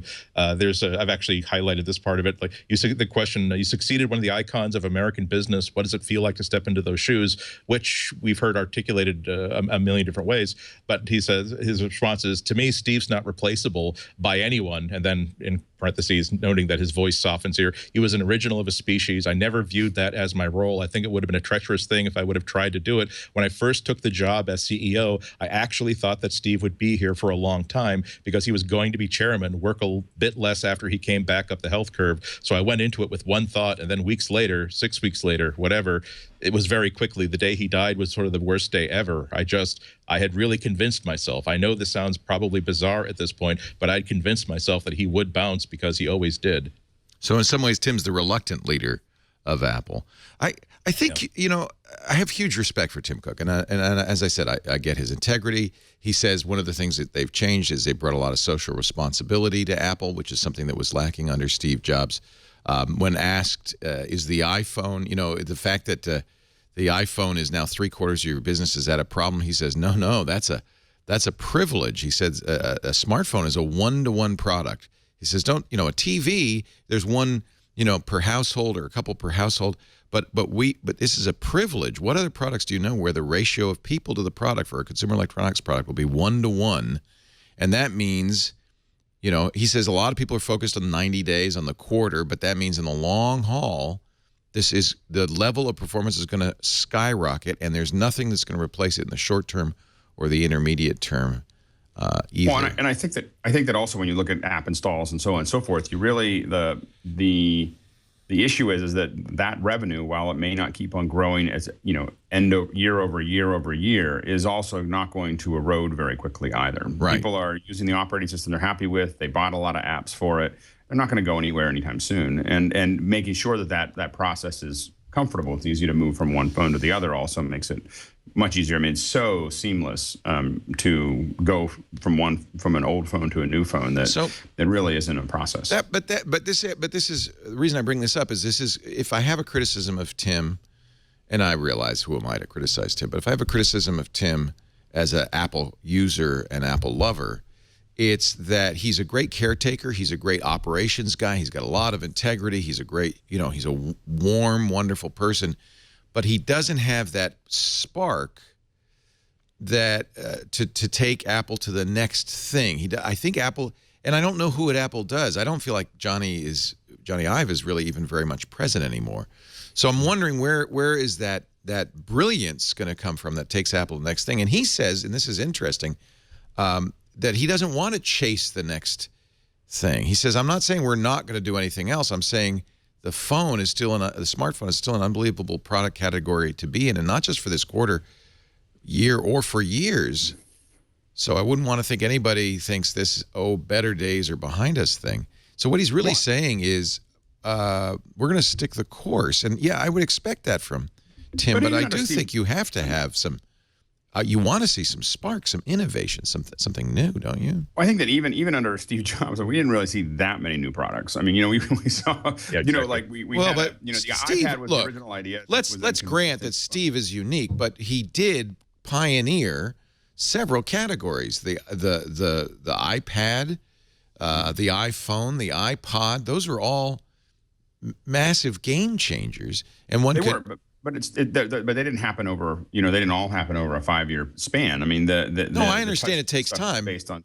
Do you think the car is going to change the world? I don't think so. In fact, I think there's some great question whether Apple's even got the capability or the drive to make it happen.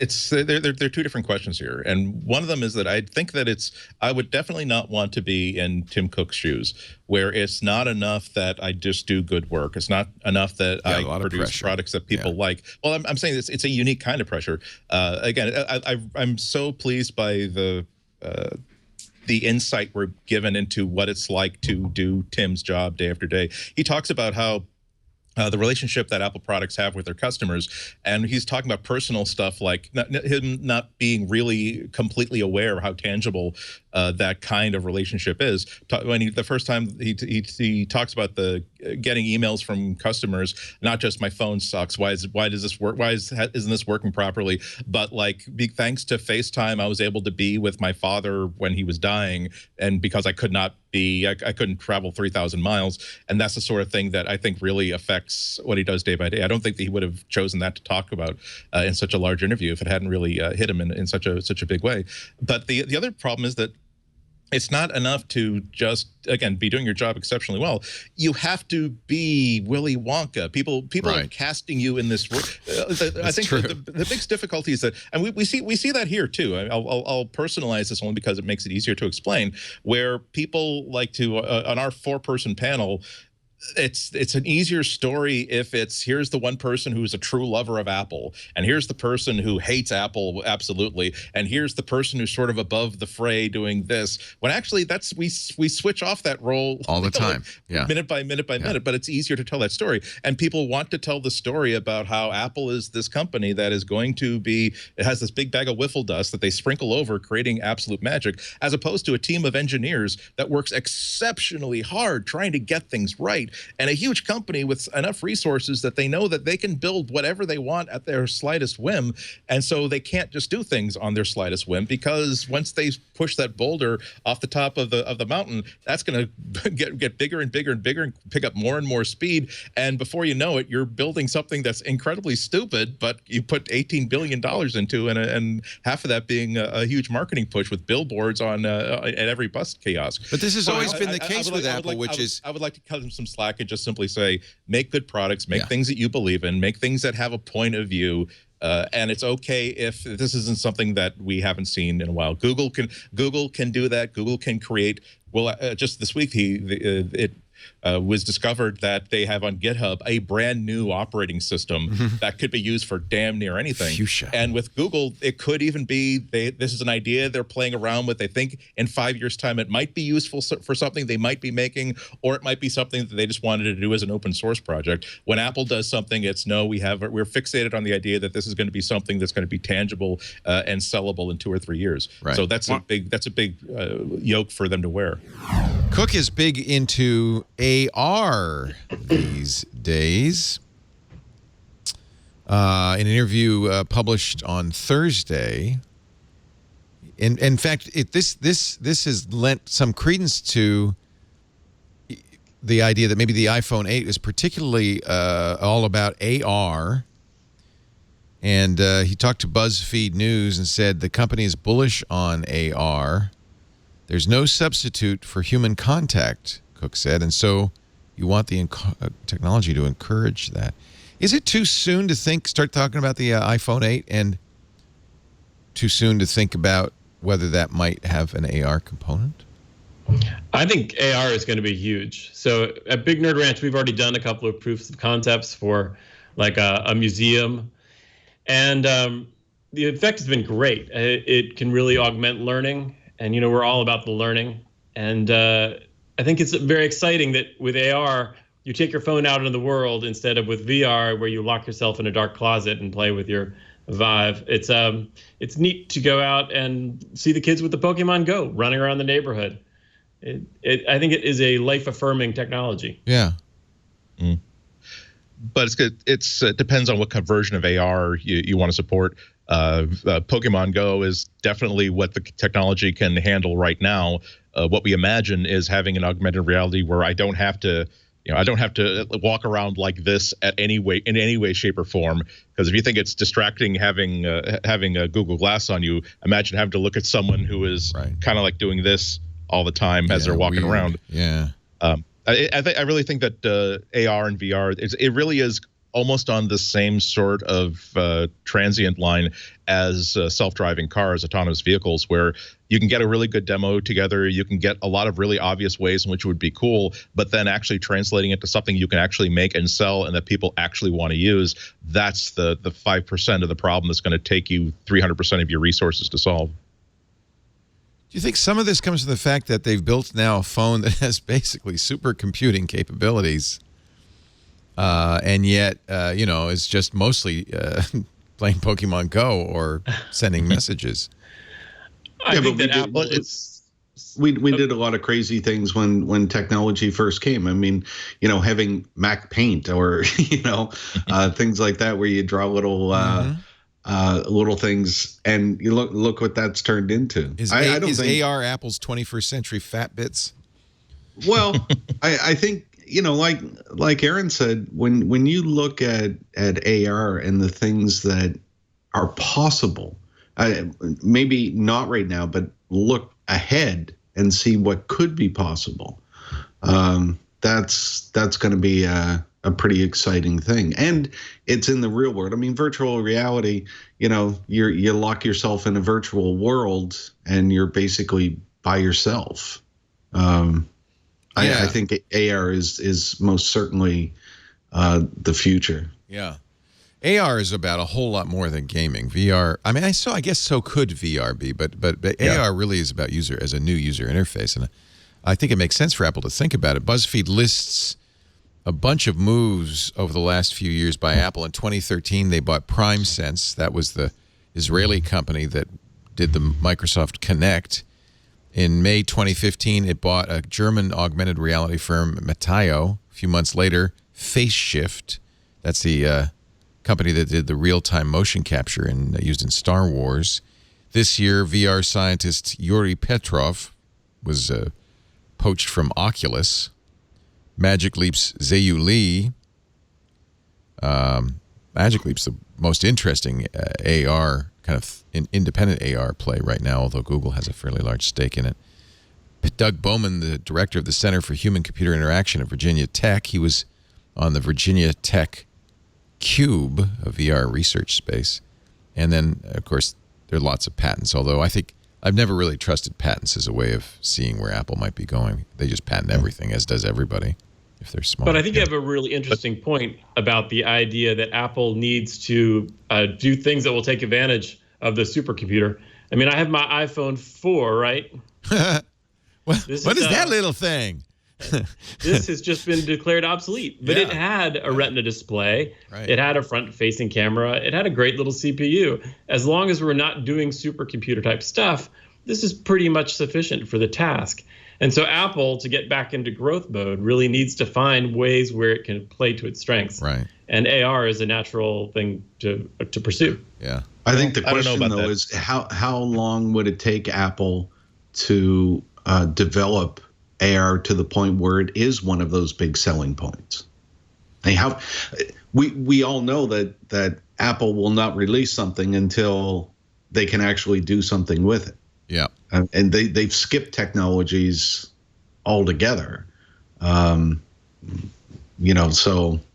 I think that's a big question now. Where are they, and how long will it be? I'm still bullish on augmented reality. I think that maybe 2017 will be the year of augmented reality. Maybe not. So Apple had, 3 events this year? They had WWDC. They had the September iPhone event, and then they announced the new MacBook Pros in October. I couldn't be here for that event, but I was listening in when the DJ, and Andy and Jason Howell and Megan Maroney, and they were kind of making fun of it. Watch. You might know Rap DJ on iOS. Nice. It won an Apple Design Award, and it's used by millions of DJs around the world.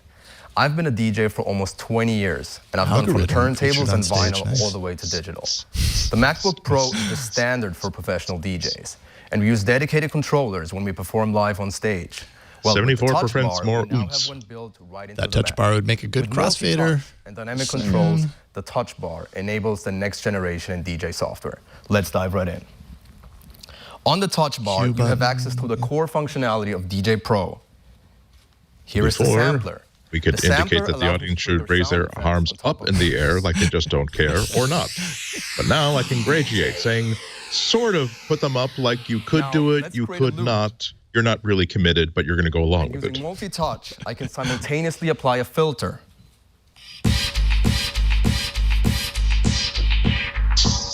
Yeah, it's nice. Now let's zoom into the waveform. Drop it like it's hot, drop it like it's lukewarm, drop it like it's cool or cold. And I can precisely find a cue points to start my song. Although it does seem like there's a little bit of a lag there. But that could be part of the software. Okay, now we're ready to perform entirely with the touch bar. Let's take it for a spin.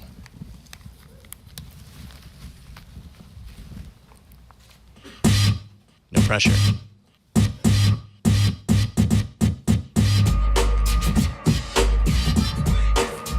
They haven't mentioned haptics. Yeah, they haven't. Right. Back with haptics. I mean, haptics would take it to at least another level, especially in things like this, because you don't necessarily know when, like at least from a musical perspective, timing is everything. And if you have that haptic kind of kick, that gives you an extra layer to kind of know that you're on beat, let's say, versus just this tap on the screen that may or may not represent what you expect it to represent when you hear it through the speakers, you know. Also, we've seen how well haptics works on the new iPhone. Just when you're scrolling and say, oh, by the way, you've reached the end of the scroll and now you've bounced back. Right.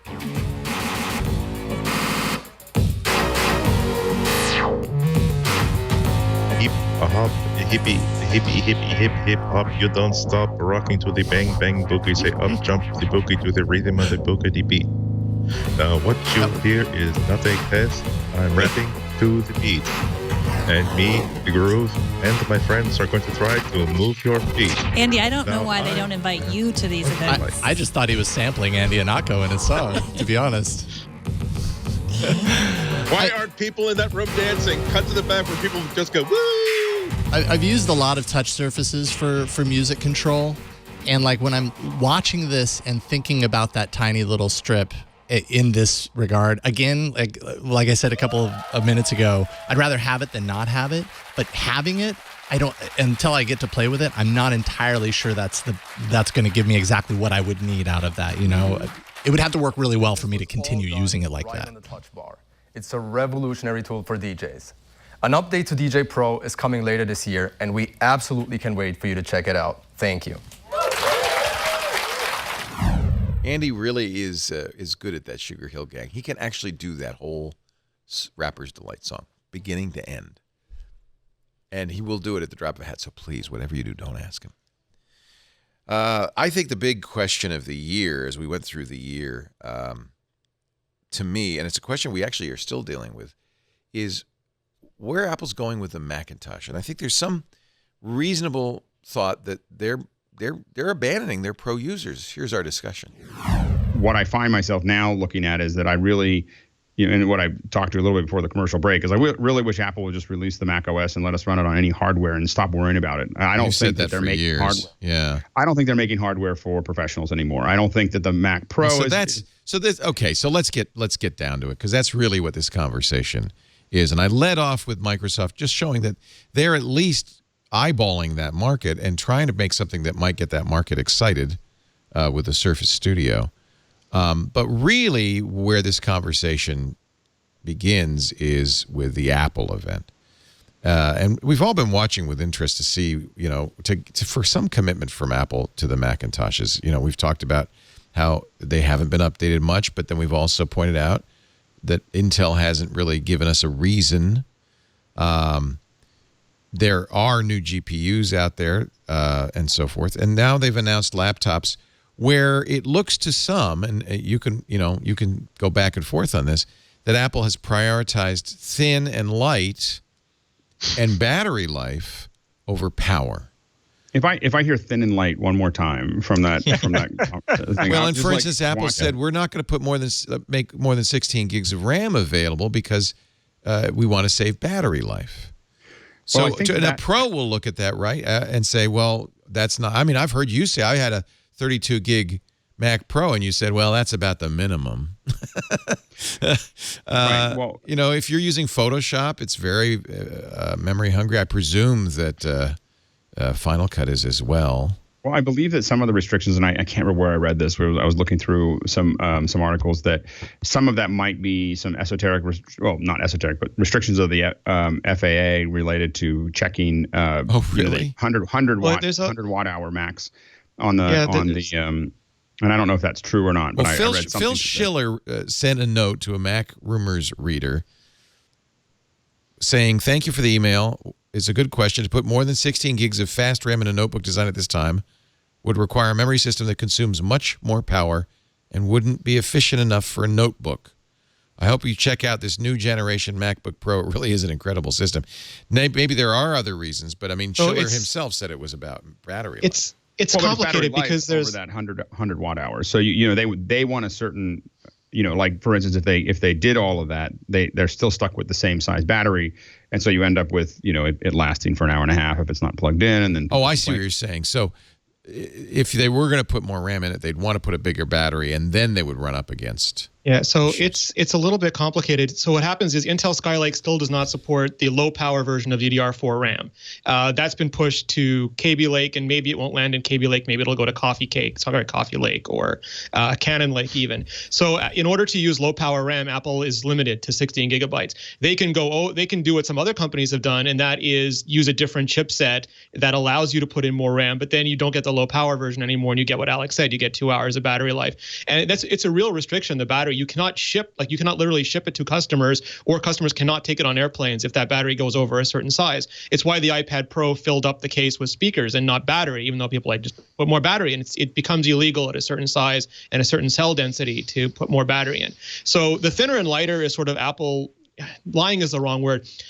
By choosing the parts that they chose, they are constrained to a certain size. They can't make the computer bigger, so the casing gets to shrink because all the other components have shrunk, because that's what technology does over time. So they can literally put the case in the dryer for a while, and it ends up being smaller. But the smaller is not a design goal. The smaller and lighter is a result of them being on Skylake, having this memory limitation, having this power envelope that they want, the thermal envelope that they have, and the power levels they want to meet, and then all of those parts come together and they basically wrap it up in a shiny aluminum coating.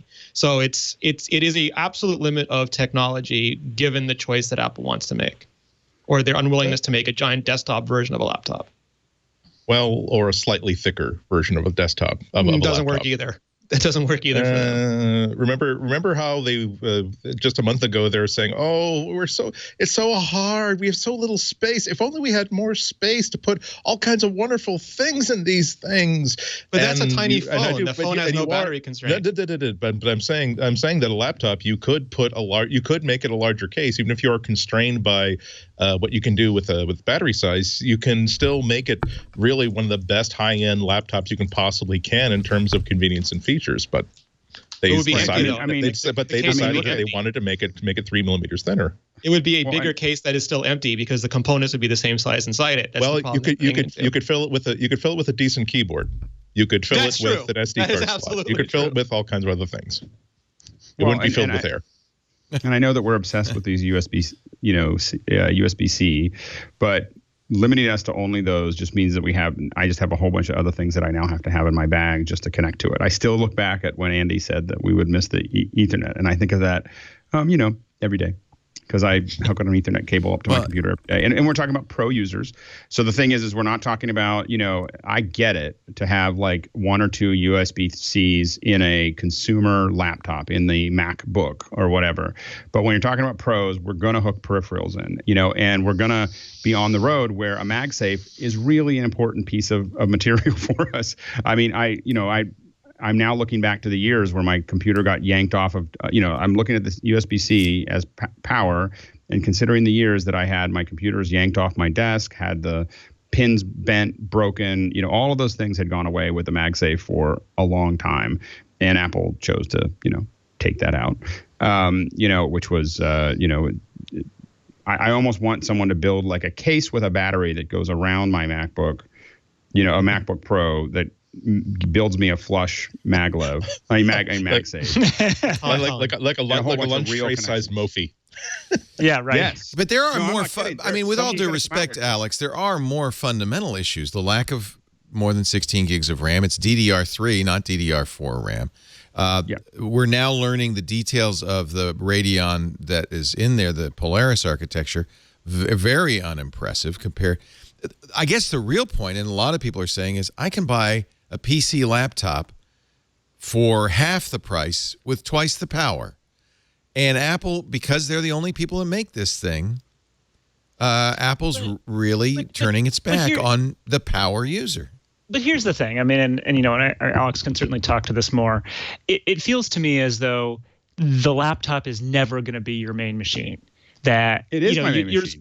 there's always for a lot of people. Well, and I think that's what Apple's proposing is that or your iPad Pro.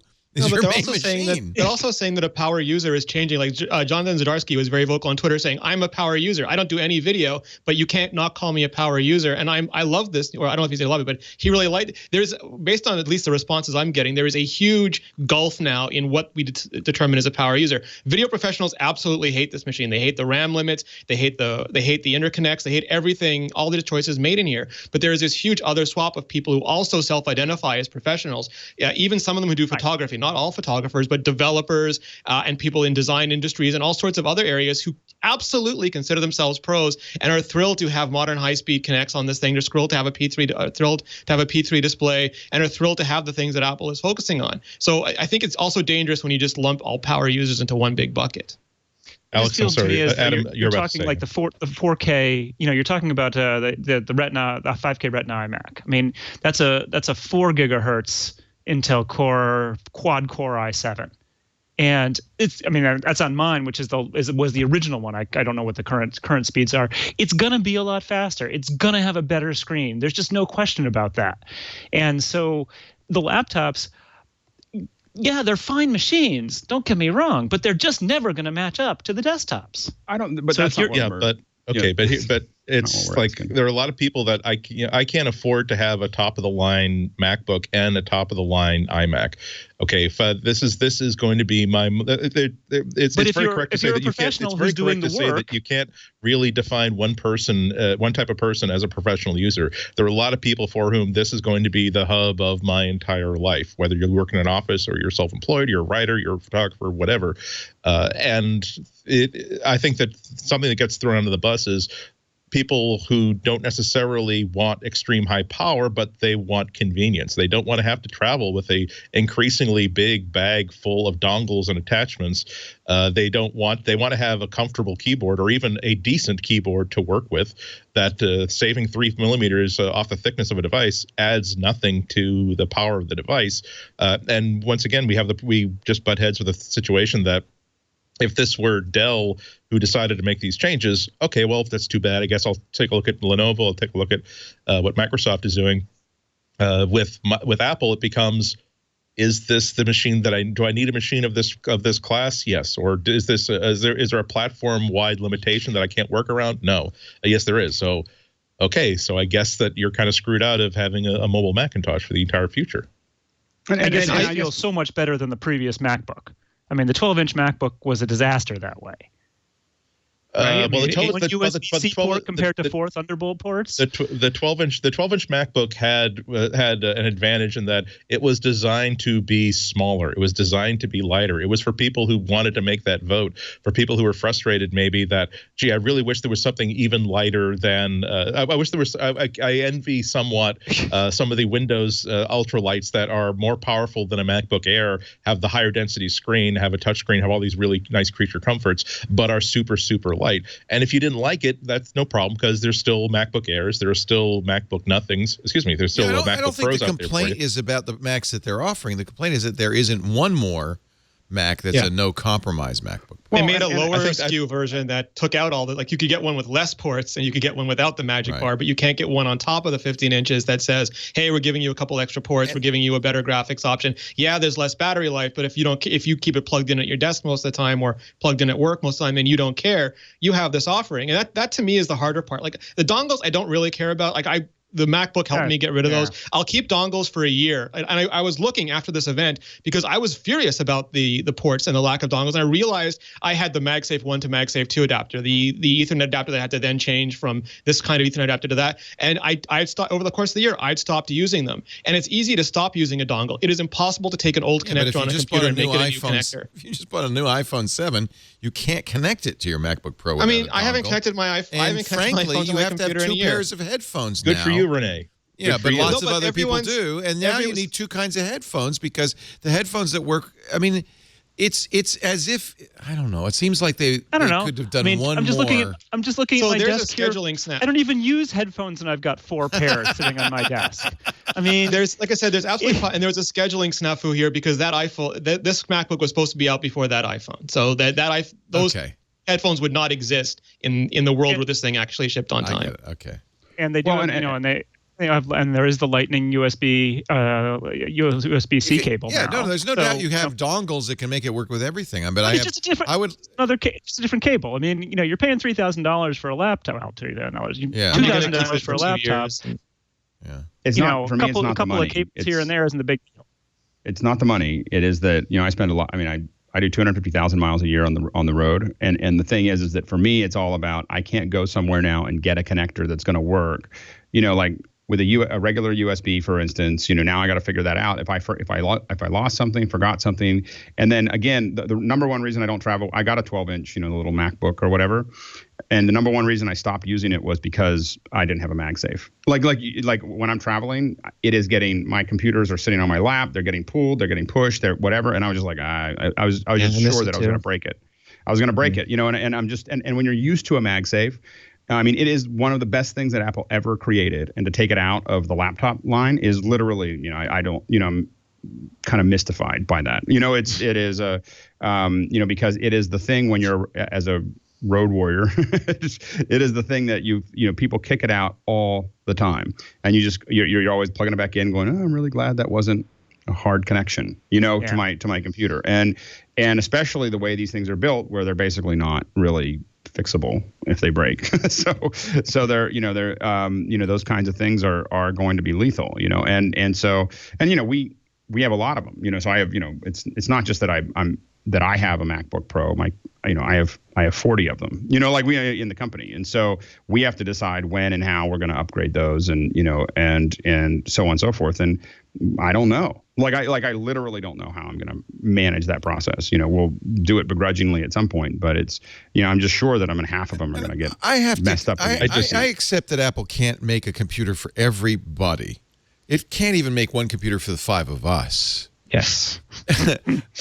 So I understand that, and I'm not even complaining, because frankly, the MacBook Pro is fine for me, but I do see a lot of people saying, we wish there were more power.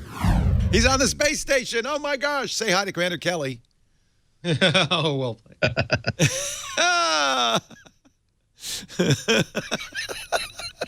Okay. Now you have to download the video. He's floating in space. You do weightless very well, Alex. Actually, no, that's not quite what I see. I usually see them like you see a shot like this, more like Alex, Andy, yeah. Oh, you got the $300 book. Serenity picked up the smaller one, and she did a great set of photos and videos that we'll be putting up. But I got the bigger one just because I was silly, and wow, is it big? Yeah, and huge. A good gift for somebody who really likes Apple stuff. A reading from the Book of Jobs, Chapter 3. Versus iPhone 3S to iPhone 5. Woo, love. And yea, the headphone jack did offend thee, and so did thee, Johnny. Pluck it out. Actually, now that I notice, you have 3 penguins in view, at least. Are you a penguin fanatic? I can see at least 5. What 6. The what? Oh, 4? Holy cow. You can't see the poster behind me? No, I see 5. I see. Is that light switch a penguin? Light switches are penguins. Holy camole. This is a good game we could play. I spy with my little eye a flightless bird.